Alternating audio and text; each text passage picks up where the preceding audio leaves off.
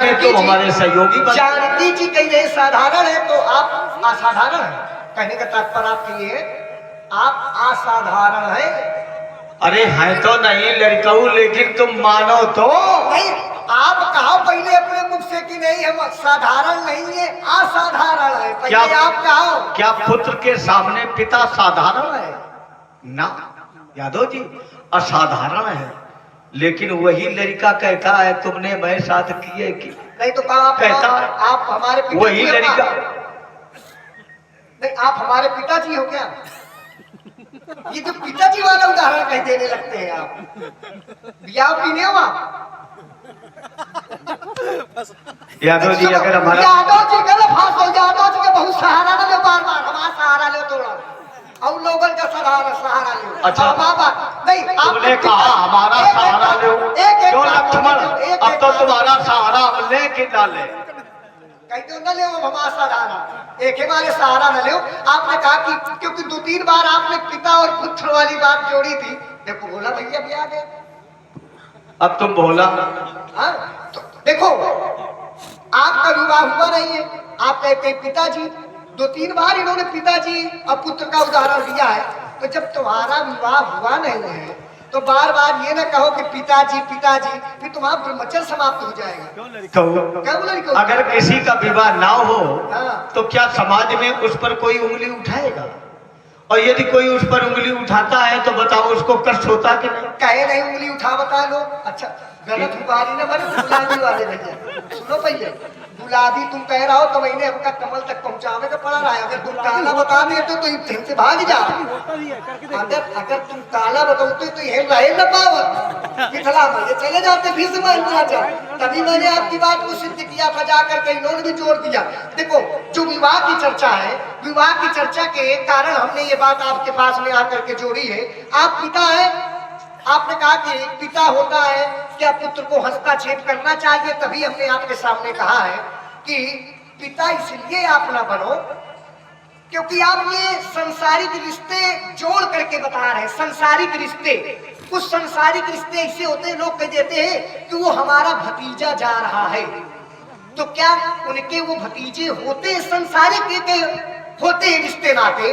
तो अगर ये संसारिक रिश्ते नाते आप जोड़ेंगे तो फिर हम आपके पिताजी होंगे।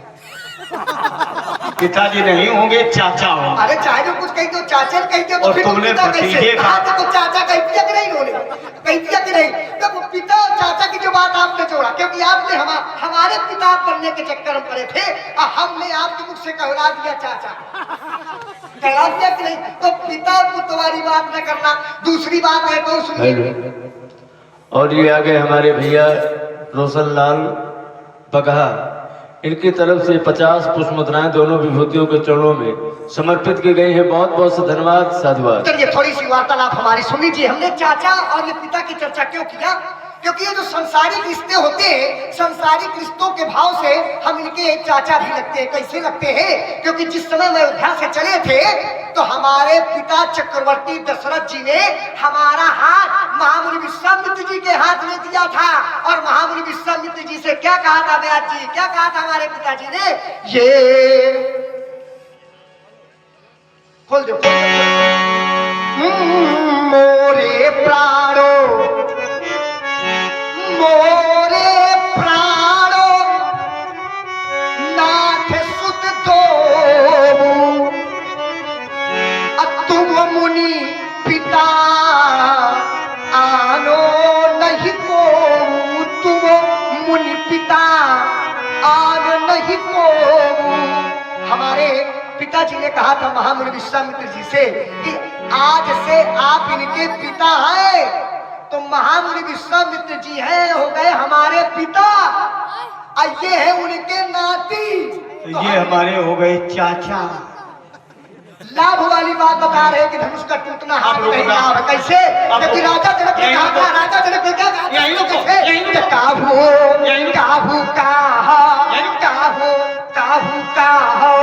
यहाँ लाभ हो। आपने कहा धनुष का टूटना हानि है, तो धनुष का टूटना हानि नहीं, धनुष का टूटना लाभ है। क्योंकि राजा जनक ने बताया था काहू काहो यह लाभ हो न भावा अकाहू न संकरो को चापो चढ़ावा। धनुष का टूटना भी लाभ है। जितने लोग बैठे हुए सब लाभ प्राप्त करने के लिए बैठे हुए हैं। अगर आपको हानि हो रही है तो ये हानि का कारण क्या है? इन सब लोगों को लाभ है। तुम्हारे पीछे महाभारत कर रहे हो, तुम इंतजार है। जब तक निपटारा ना हो जाए, और या तो लड़ाई देखकर न जाओ, और लड़ाई देखो तो धर्म यही कि दोनों की सलाह करा के जाओ। कौड़ा सही कहा, ये सही वाला कौन बात कहा? अब पीछे से ना कहो, आगे से आके कहो सही है ना? हाँ सही है। नहीं आप कहीं जाओ कि नहीं निर्णय कराएंगे, तो जो निर्णय कराए तो फिर इधर ही रहे, बगल अगल बगल में मत हो जाना निर्णय के समय कि हम कहाँ कह रहे हैं कि नहीं निर्णय हो गया। कितने लोग निर्णायक बनकर, अगर भतीजा मार्ग में भटक जाए तो चाचा का धर्म नहीं कि सही रास्ता दिखा। अच्छा हे चाचा, हाँ बेटा बोलो बोलो बेटा लाल बोलो। देखो कह रहे बेटा तुम्हें भतीजा कहना चाहिए। क्या चाचा को यही ज्ञान नहीं कि भतीजा कहे कि हम बेटा कहें। लाल लाल लाल बोलो लाल। अरे ये सब प्रेम स्नेह में ये कहा कि लोग कह देते हैं लाल। अरे मोरे बेटा बब्बा बोलो, क्या परेशानी होगा? फिर से चाचा कहो प्यार से प्रेम से, फिर कहो कहते चल। और गुड्डन श्रीवास्तव जी की तरफ से दोनों विभूतियों के चरणों में 100 पुष्प मुद्राएं प्रदत्त की जा रही हैं। बहुत बहुत धन्यवाद साहब। हाँ विजन कसरी है वह पूरी हुई जाए। अब हम पूछ रहे हैं कि धनुष किसने तोड़ा, और तुम यहां थे जब धनुष तोड़ा गया, तो क्या चाचा का धर्म नहीं कि सही बता दे कि धनुष तोड़ा किसने? बोलिए अब क्यों लक्ष्मण? देखो सिर ना हिलाओ, लाठी उठाओ, हम परसा उठा मन। अच्छा जैसे पिताजी आपने उस समय एक बात कही थी कि पिता के कार्यों पर बच्चों को हस्तक्षेप करने का किसी प्रकार का अधिकार नहीं है, ये बात इन्होंने कहा था। तो आज ये हमसे कह रहे हैं कि अगर चाचा भटक जाए तो चाचा की बातों पर भी बच्चों को हस्तक्षेप करने का किसी भी प्रकार का अधिकार नहीं है। या हस्तक्षेप जो आप कर रहे हो, और उठो बैठो की गलती हो गई हमसे चाचा, अब हम इसके बाद अब ना कहेंगे ऐसा। ये आ गए दशरथ गौरी जी, इनके द्वारा ये 51 पुष्प मुद्राएं दोनों विभूतियों के चरणों में समर्पित की गई हैं। बहुत बहुत धन्यवाद साधुवाद। अधिकार है हाँ, जो माता पिता अपने पुत्र को संस्कारित नहीं कराते हैं तो पुत्र का अधिकार है कि उन्हें उचित या अनुचित वो कह सकते हैं। प्रमाण मैं दे रहा हूं। अच्छा और ये आ गए भैया रमेश टेलर जी, इनकी तरफ से 100 पुष्प मुद्राएं कमेटी के लिए प्रदत्त की गई है। बहुत बहुत धन्यवाद साधुवाद। माता शत्रु पिता बेरी, माता शत्रु पिता बेरी, एन बालो न पाठिता, ना शोभते सभा मध्य, हंस मध्य बको यथा।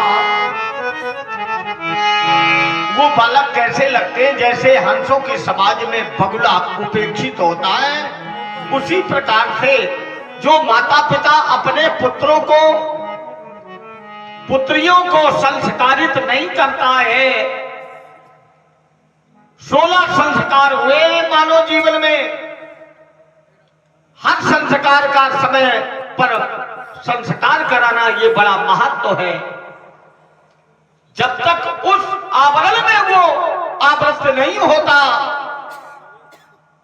तब तक वो सुसांस्कृतिक मानव समाज में कहलाने का अधिकारी चलिए नहीं है। आपने बात कही, इन्होंने एक बात कही, माता शत्रु पिता बैरी, ये न पालो न पाठिता, न शोभते सभा मध्य, हंस मध्य बको यथा। इन्होंने संस्कारों की चर्चा किया। अब ये संस्कारों की चर्चा करते हुए आपने हमसे जोड़ दिया। हमका संस्कारहीन हमका, हमें संस्कार नहीं है है कि नहीं संस्कार, अरे बहुत बड़े संस्कार हैं। अगर हमारे अंदर संस्कार न होते तो क्या हम अयोध्या को छोड़ करके जंगल जंगल घूमते? विचार करो आप लाल मोरे। आपके अगर संस्कार इतने अच्छे होते हाँ। तो क्या एक ब्रह्मचारी के सामने तर्जनी उंगली उठाकर बात की जाती? ये उंगली अपनों के लिए उठाई जाती और ये उंगली जब जब समाज में उठती है महाराज अपने शत्रु के सामने उठती है। बिल्कुल गलत है। ये उंगली जब उठती है तब युद्ध होता है युद्ध नहीं होता है, नहीं होता है। अपनों के लिए भी उंगलियां उठती है, कहाँ चक्कर में पड़ेगा? लोग कभी कभी जब अपने, विचार कीजिए, जब अपने मार्ग भूल जाए, जो अपने होते, आप हमारे अपने हैं, कोई गैर नहीं है, जो अपने होते हैं और अपने अगर मार्ग भूल जाए तो अपनों को मार्ग प्रशस्त कराने के लिए अगर उंगली उठ जाए तो कोई अनुचित नहीं होता। कभी कभी पिता भी अगर पुत्र मार्ग भटक रहा है, गलत मार्गों पर जा रहा है और पिता अगर तर्जनी उंगली उठा करके बालक को कहते हैं कि नहीं बालक बेटा तुम ये गलत मार्ग में जा रहे हो, तो वहां पर उसका भी उंगली उठाना सार्थक है, निरर्थक नहीं है। हम आपके अपने हैं, अगर हम आप पर उंगली उठा रहे हैं तो कहीं न कहीं से आप मार्ग भटक रहे हैं, इसलिए हम आपको मार्ग प्रशस्त करा रहे हैं। उंगली तब उठाई जाती है जब कोई बालक समाज में प्रकाश छोड़कर अंधकार की ओर जाता है, तभी ये तर्जनी उठती है। क्यों? तर्जनी उंगली में अग्नि का निवास है और अग्नि जब देदीप्यमान की जाती है तभी प्रकाश का उद्भव होता है। अंगद धनुष ले आओ, दे दो इनका। एक अंगद है यहाँ पर, कौन? मिथिला में राजा जनक जी के शिष्य है, उनको बुला रहे हैं कि कोई व्यवस्था आपकी करे आकर के। और आप मत सोच लीजिएगा, राजा जनक जी के सत्गण है यहाँ पर लगे हुए हैं, हम उनको बुला रहे हैं। अंगद राजा आपको बुलाओ। राजा के राज्य में सेवक हैं कि गण है? गण तो केवल कैलाश पर्वत पर है। अरे उसका तात्पर्य नहीं कि शंकर जी के गण वाले गण का कार, एक तो तात्पर्य हो भाव से भी होता है, समर्पण की भावना से भी गण। वो कुछ देखो, एक ये गण खड़ा सामने, कहाँ है? हमें कहीं नहीं कहा। जाति अंगुष्ठ में शुक्रदेव, तर्जनी में अग्निदेव, मध्यमा में शनिदेव, अनामिका में सूर्यदेव, कनिष्ठा में बुध देव का निवास है। तुम अगर अनामिका उठाते तो मैं मान लेता कि वंश शोभाए उतरते ही दिन हम, चूंकि इस बालक ने सूर्य वंश में जन्म लिया इसीलिए अनामिका का प्रयोग कर रहा। तर्जनी उंगली क्यों उठा रहे हो? अनुचित लग रहा है, अनुचित लग रहा है आपको। अब ऐसे नहीं मानोगे हम तो। तर्जनी तब उठाई जाती समाज में महाराज जब समाज में पितरों का पूजन होता है, तब तर्जनी उठती है। चूंकि देवों का चंदन अनामिका मुनि से लेपन किया जाता है और जो तुम्हारे पितर हैं, पूर्वज हैं, उनके चित्र पर तर्जनी अंगुली से उनका चंदन लेपन किया जाता है। तो ये तर्जनी उंगली का महत्व है समाज में। राम लक्ष्मण इसकी प्रयोग विधि जान लो। हमका प्रयोग विधि ना बताओ, हम तुम हमें तर्जनी दिखा रहे हो। होश में आ जाओ हमसे। हरती ब्रह्मचर्य मृत्यु हरती, ये तुम्हारी तर्जनी उंगली का हमारे व्याधि चढ़ाना था, तुम व्याधि चढ़ाना सौ ब्रह्मचर्य परम औषधम। अभी तो तर्जनी दिखा रहे हैं, होश में आ जाओ। अब तुम पूरा हाथा दिखाओगे। हाथ में उठाओ। और अगर लक्ष्मण, इस लक्ष्मण ने हाथ उठाया तो हम इसकी हाथें भुजा सहित उखाड़ लेंगे। तुम कुछ ना उखाड़ पाइयो, तुम जीवन भर केवल जो है। अब देखो व्याधि कितनी अनुचित बात कर रहा है, कह रहा तुम हमारा कुछ भी नहीं है। हाँ, कुछ नहीं उखाड़ोगे। हाथ क्या उखाड़ोगे क्या तुम हमारा? हमारा हाथ ऐसे नहीं का, यह हाथ जानते हो क्या है? अच्छा, हाथ उखाड़ोगे कि कंधे उखाड़ोगे? उखाड़ोगे कहां से? कहां से उखाड़ोगे? हमारी पहले उंगलियां उखाड़ोगे आप कि हमारे कंधे उखाड़ेंगे आप कि मुष्टिका उखाड़ेंगे आप? का उखाड़िए नहीं उखाड़ेंगे तो कहिए क्या आप? बाबा थोड़ा थोड़ा बता। अब देखो ये लड़का सब कहेंगे महाराज छोड़ दे लड़का। उखाड़ देंगे नहीं तो पहले हमारी मुस्टिका आप उखाड़ेंगे। ये सब जेवरात पहने हुए हैं, ये सब राजा के लड़के हैं ना। सुनो ये मंगैना क्या रहा है, अच्छा ये मांग के कोई के धारण कर लेंगे। देखो हम राजा के बालक हैं, राजाओं के लड़के बाबा, अगर इससे भी आपका काम बन जाए। अच्छा क्या उखाड़ोगे? पहले हमको उखाड़ के दिखाओ। अब हम तुम्हारे दांत उखाड़ लेंगे। दांत हमारे उखाड़ लोगे? दांत उखाड़ोगे? उखाड़े। अच्छा दांत उखाड़ता कौन है? वैद्य, जो वैद्य होता है। अच्छा मतलब दांत उखाड़ने वाले वैद्य अलग होते हैं, विशेषज्ञ। आप लोगों ने देखा होगा इनके यहाँ दांत ये दांत उखाड़ने के वैद्य हैं। हम बता जिसके दांत आज दर्द दर्द कर रहे हुए तो इनसे उखड़ा लेना। क्यों? क्योंकि इन्होंने एक बार दांत उखाड़ा है हमसे पहले, और इन्होंने एक बार दांत उखाड़ डाला था। और चाहे गणेश जी को वो दांत दर्द कर रहा हो, चाहे जानबूझ के उखाड़ डाले हो, गणेश जी का जो एक दांत उखड़ा है ना, यही है उखाड़ डालना। जब वो दांत नहीं उखड़ रहा था तो हमने वहीं थे। इन्होंने गणेश जी का दांत उखाड़ना चाहा, तब से उनका नाम पड़ गया एकदम। तभी हमने कहा ये वैद्य जी है, और वैद्य जी कार्य किया करते हैं। वैद्य के वैद्यों का कार्य क्या रहता है? ये वैद्यों का कार्य। मैंने उखाड़ना प्रारंभ किया तो गणेश जी तो एक दंत हो गए राजकुमार। तुम क्या बना देवे उदंत? अब हम उखाड़ेंगे क्योंकि ये सब वैद्य की अब हमका आप नहीं दो। बुढ़ापा आ गया अब आपका ये वैद्य की करने की आवश्यकता नहीं है। वैद्यों का कार्य क्या होता है? जो वैद्य होते हैं उनका कार्य क्या होता है? वैद्य जी सुनो, वैद्य जी बाबा, वैद्य भगवान सुनो, वैद्य भगवान कुपथ मांगो रुचि व्याकुल रोगी। अब वैद्य न देंगे सुनहु मुनि जोगी। वैद्य न देंगे सुनहु मुनि जोगी। अच्छा ये बताओ, जैसे वैद्य जी होते हैं, वैद्य जी जब औषधि देते हैं तो रोग को समाप्त करने के लिए देते हैं कि रोगी को समाप्त करने के लिए देते हैं? विचार कीजिएगा जरा हमारी बातों पर। वैद्य जी जो होते हैं, वैद्य जी जब औषधि देते हैं रोग को समाप्त करने के लिए कि रोगी को? और ध्यान दें हमारे आगे सुरेंद्र प्रधान जी। रोग समाप्त नहीं होता है तो हम रोगी ही को समाप्त कर दें। और ध्यान दें ये आगे हमारे सुरेंद्र प्रधान जी, इनके द्वारा 50 पुष्प मुद्राएं दोनों विभूतियों के चरणों में समर्पित की गई हैं। बहुत बहुत धन्यवाद। देखिए वैद्य, देखो हमने तभी कहा था कि वैद्य का कार्य होता है रोग को समाप्त करने के लिए। ये कहीं वैद्य वो फिर वैद्य नहीं होता जो रोगी को ही समाप्त कर दे। अगर रोगी को वैद्य समाप्त कर देता है तो रोगी के फिर घर वाले वैद्य का ढूंढते चक्कर किन्नी इस नचा करके फेंक देते। इसलिए होश में आ जाओ, देखता नहीं तो विवेक बाबा तो छन्ने मजा चखा देता और नाम मिटा देता मन के कि परसे की जात भुला देता। छीनता धनुष बाण और परसा या करके घनघोर दिखा देता। उछल उछल कर परत चलाना मुनिवर तुम्हें भुला देता, चुटकी में मार के दिखा देता। इसे लक्ष्मण स्तनपात हो गए। स्तनपात हो गया। कितनी बातें अच्छी कर रहा था, एकदम ये उछल कूद पर उतर। कैसे बाप रोगी का पूरा रोग नहीं समाप्त करे के चक्कर में हो, रोगी का एक बारे सावधान हो लिया। तो तुमने वैद्य को बिल्कुल जल से उभरने का प्रयास कर दिया।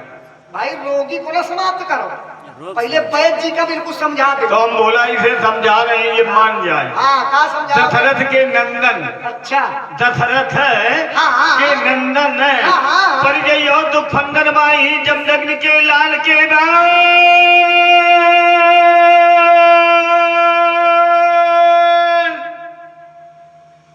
बड़े बंका है, जाते समझाओ तो ही चले जाओ चुपचाप, ना ही तो युद्ध करो हुई के निर्सन। आई हो भगुनाथ समझ जाओ कहने से, आई हो भगुनाथ समझ जाओ कहने से, वरना ये दांत खट्टे बनाऊंगा। दांत जानते हो खट्टे कब होते? जब अग्र चवर्णक का प्रयोग होता है तब खट्टे होते हैं। जब चबरलक तक पहुंचते हैं तो महाराज भोजन भी बड़ा दुबार हो जाता, और जब चोरसेक तक पहुंचते हैं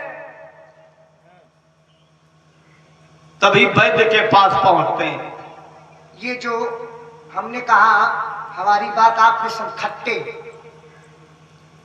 फल खाने से भी कभी कभी दांत खट्टे हो जाते हैं, लेकिन जो खट्टा होता नहीं तो और जब वो पका हुआ फल होता है तो स्वास्थ्य के लिए लाभदायक होता। हमको आप पका हुआ फल समझ रहे हैं कि कौन सा फल समझ रहे हैं? तुम्हें हम अधकुचला समझ रहे हैं। आधे कुचरा वाला ज्यादा खतरनाक होता है, यही बात आपको बता दे रहे हैं। तो आधे कुचरा होता है वो ज्यादा खतरनाक होता है, लेकिन हम आधे कुचरे नहीं है, हम आधे कुचर देत हैं। हाँ, अर्ध कुचर देत हैं, इसलिए दांत खट्टे बनाऊंगा। बड़ी शान से आए तीखी में सबाबाज जान बिना तो क्षण में मिटाऊंगा। सरासर बारधारी कोपकल बाबा शत्रुओं की सोरी की गंगा मैं बहाऊंगा। बोले मनमानी लखन तेरी कुर्बानी, सुन तुझको दिखानी आज वीरता की कहानी है, तेरे अभिमान का करूंगा दम दर्पान, जग से उठा अयोध्या तक पहुंचाना है। अयोध्या तक नहीं पहुंचाना है, तुमका हमका कहूं पहुंचाना है, हम तक पहुंचो।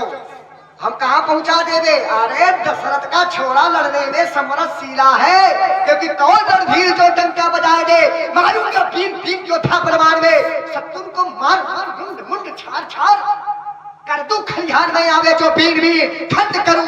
तीन खंड करूंगा। धनुष के कितने खंड में? एक खंड भाई, एक खंड भाई तो ये का मतलब है एक खंड भाई। हमने तो जाना है कि 2 खंड भाई ना कैसे? जो अखंड है वो खंड में आया और खंड में खंड हो गया। देखो खंड धनुष तो हो सकता है, लेकिन जो अखंड है वो अखंड परमात्मा।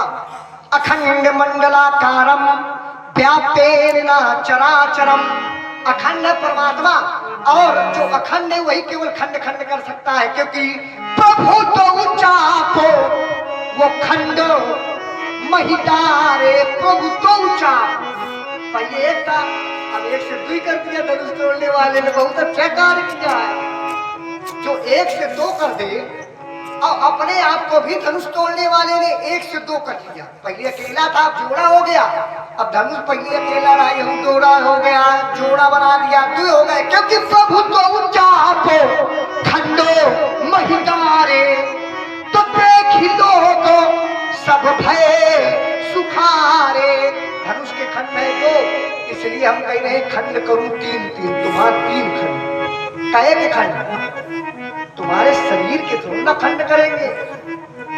अब आज विचार कीजिए कि लक्ष्मण कौन से खंड की चर्चा कर? तोर्यो गुरुदंड, अच्छा, तोर्यो गुरुदंड, ताके तोड़ो भुजदंड दो, अरे कठिन कुठार ताछो कंध काट गई हो, कहने तोर्यो है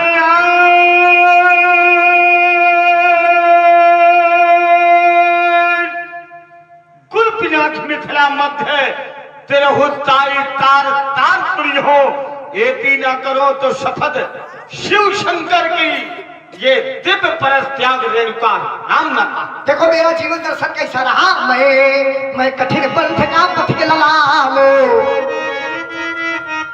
मैं कठिन पंथ का के पथिक ललामो, मैं कठिन पंथ का के पथिक ललामो, करतानित झंझा बातों से, करतानित झंझा बातों से, और ये प्राकृतिक प्रकोप ना डरा सके मुझको अपने आघातों से। मैं चला जहां ये जिस पथ पर, मैं चला जहां जिस पथ पर, मैंने देखा वह आदि अंतो, मैंने देखा वह आदि अंतो, और बीता है बसंत सुख की न भूखो दुख से न द्वेषो जोर से बोलो। सुख की न भूखा। अब तो बहू का जोर से बोलो भी ऐसे सुख की न भूख दुख से न द्वेषो हो गया जगत पथना तो से। मैं कठिन पंथ का बोलो ऐसे नहीं, वैसे पूरी लाइन करो। हमारा हुई अपन वाला करो पहले अब अपन वाला करो। हमारा हुई गया। तुम्हारा क्या हो गया? हमारा हुई गया। क्या हो गया? काल हमारा हो ही गया। हमारा हो गया। हमारा जानते हो क्या हो गया? हमारा क्या हो गया जानते हो क्या हो गया? हमारा हो गया जो हमने चाहा था। क्या चाहा? है तुमको बता दें इनका क्या चाहा था। लोगों के अंदर कुछ चाहत होती है। और ये आगे जीवन में हमारे कल्पना। ध्यान दीजिए ओम प्रकाश मौर्य जी, इनके द्वारा 100 पुष्प मुद्राएं दोनों विभूतियों के चरणों में सादर समर्पित की गई है। बहुत बहुत से धन्यवाद, साधुवाद। जो हमने चाहा वो हो गया। और ये आगे हमारे भैया महेंद्र जी और पिंटू जी, इन्होंने कमेटी को 100 पुष्प मुद्राएं प्रदत्त की हैं। बहुत बहुत से धन्यवाद, साधुवाद। मैं आशावादी मानो